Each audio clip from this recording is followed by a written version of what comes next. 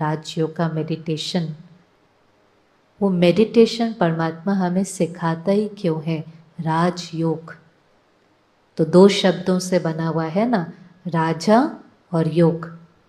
ये ऐसा योग है जो हमें क्या बना देता है? राजा। जो हम गुलाम बन गए थे चीज़ों के, लोगों के, मौसम के, दूसरों के व्यवहार के, अपने व्यवहार के गुलाम गुलाम गुलाम, फिर राजयोगा मेडिटेशन हमें वापस स्वराज्य दिलाता है, मालिक बनाता है कि हम किसी चीज़ के ऊपर क्या नहीं है? डिपेंडेंट नहीं है। बहुत फ्रीडम की लाइफ है। और इसलिए जब आप किसी को देखेंगे ना, यहाँ पर भी जो योगी हैं, आपको लगेगा बड़ा इन्होंने ये भी छोड़ा, ये भी छोड़ा, ये भी छोड़ा। कुछ नहीं छोड़ा, पाया पाया पाया, कब छूट गया पता ही नहीं चला।